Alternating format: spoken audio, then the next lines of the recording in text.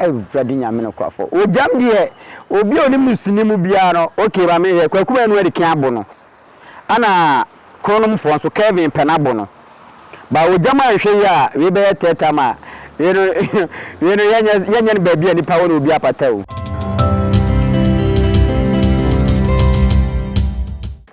Hello, once again, welcome to Paulino Multimedia. Paulino Multimedia, don't even say a Baha entertainment, a lifestyle celebrities, and a bro. Your friend, I'm strong, Paulino, are there. And a mania, a brand here, come on, vigilante. Say, a brand here, we are.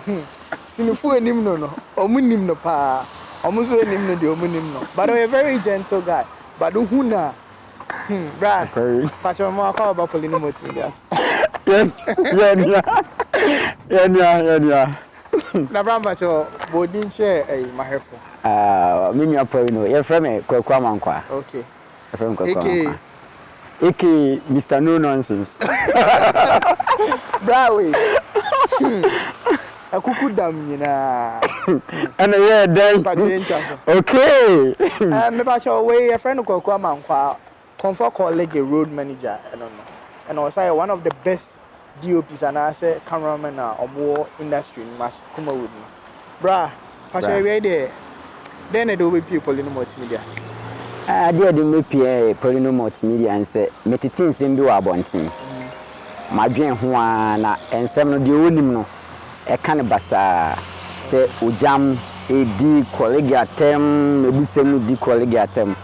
It's a son, Messiah Fempan. Okay.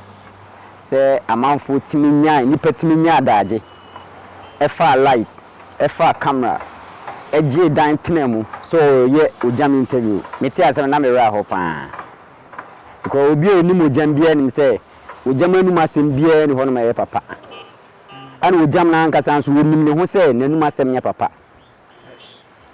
ojam na nim ne ho say ono asem bia be free na no aba bia nya papa it is say we dey me kra emu ye medu kaka tiefo some news so now me komacha wa madaro manamo de ache atiefo mfanchesa o mu de che krampa o mu nim se e ka no kre ye na ye wosinim ne de ye nim se ojam no enkrofo bi na hye ojam achi ana ojam ne ye de ope na ojam no wonya de obebo no enti sabio en some ne bae no ebi mo reach out to the management say bia then I'm all yeah and I'm the competition but then I'm the competition but like I'm busa questions be brave bisa na if we baby omo ye an interview no omo ye say ni na obi ani ho a wa frɛ colleague obi ani ho a wa frɛ colleague management ana omo te omo ye de omo pe say ebia on say when a started say ba no a started group chat movie group chat be brave and then go for started so omo ye ho debate and I say akasa enti e ba sa no I think say ojam so be kasa or platforms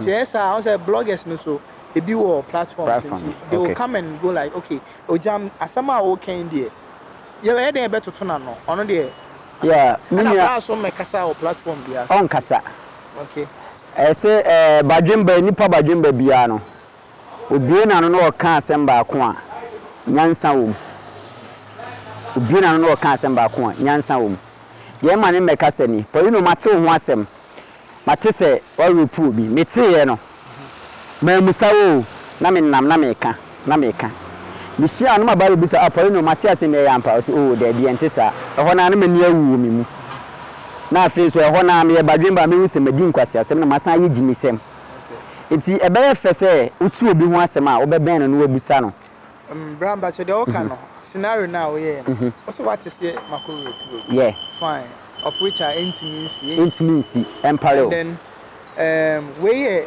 situation you who info you okay you who pictures you who videos say there is something new be a out more related to Black Jesus and as a Ghana Jesus say it here senior adwuma ne ye and adwuma ne nso no entertainment and ye sisi a me gina hay minim ebia minim agya koda ebia minim ni dawo ma metimi ate ma bo agya kodin agya ko kra me na me mani skato aduane di accent na me ye o me di agya ko brand me ho enti sisi a no one ma me nkyere wade ojam wade colleague brand ne ho obia ni mojam ana omo ni mojam nyina so nim se ojam na ankasa nanum asem bia anye na how long no ho ojam everybody nyame no kwafo ojam de obi oni musini mu bia no okay ba me ye kwakuma enu ade kan abo no ana kronom fo so Kevin Penabo no ba o jama hwe ya we be teta ma we no yenya ne ba bia nipa wona obi apata o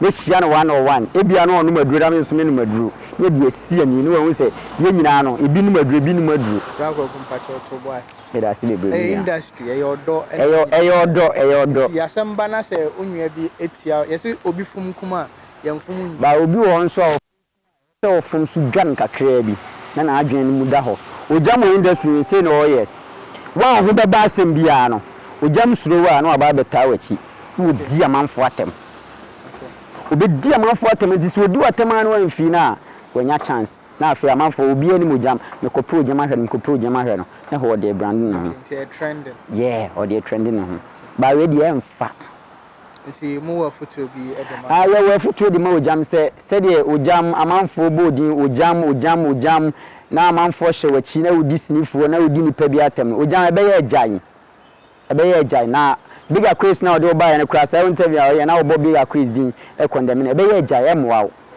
emwa se ye na waye na yesi emfiwa wan hwa ebe ye na obi mfa nche se de ye akwakum no bo wo no Kevin Power Bone wan hwa ye nso wan hwa de gika koro wenye ebe bo by omis nti e futu am de man no all right asem ne ye me do but we mani ni odisa road manager de him say Mimresa ye be try senya metiasi no osru tiasi ensure nipa din kwasese ma ka kire nipa din senfo aka kire no ba fele nipa ni bu nipa ana yegina we ni mada obewu se mesumi ni mada amewu nti se me ho asem ehye utrima na ho asem hye ntima nyansa be ne wo enko ba bia nyame ne yevo afo ala ko kwaku amankwa na ni din komo Polyno multimedia na ye comfort colleague road manager no Osai one of the best DOPs and I say cameraman send him high Hood series I drop Polyno multimedia I brand way and the handle camera that's it producer papa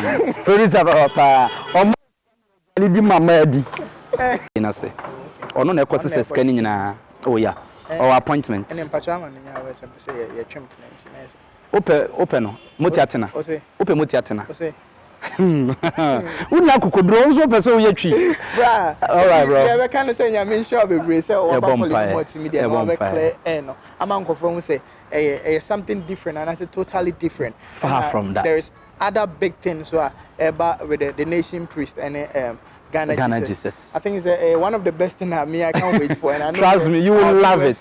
You will love it. Bra better was be brave but nice before one. then you say on call for and I say wajuma for ni be so at social media so beautiful yeah talk of jam yeah I think it's one of the social media platforms saying yeah or can send me brain if so be now do o jam e mi nua na sabi eburu sabi anyado onipa obi nim wa no frɛ wakoa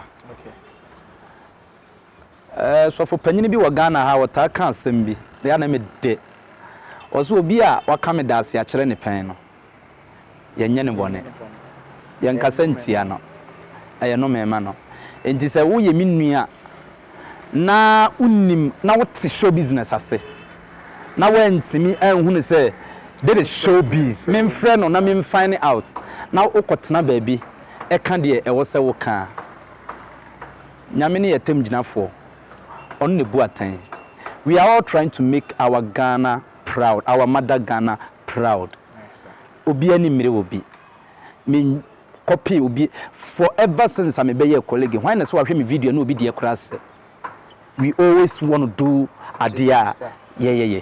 That is why we had the generation of movie making from Nigeria time. No priest and other movie more what the digital aspect about that. Ono wa yen nko. Yen ya yen amanfo sua bi.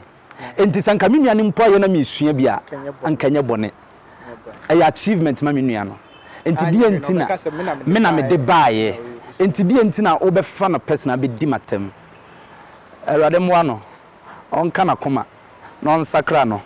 E bia on show business as because you can say obi a star na celebrity here. You don't have an idea. Or can I din? But on say e bia me digital exactly me na me fee no but obi be fee no sanity Bra, you better watch the Beautiful. Nice one. All right. But send him a kind of tenor there. Now, say. Still, I want to get now. Let me a quanchra ma. I'm on our fat. You trust. Charlie, where is it?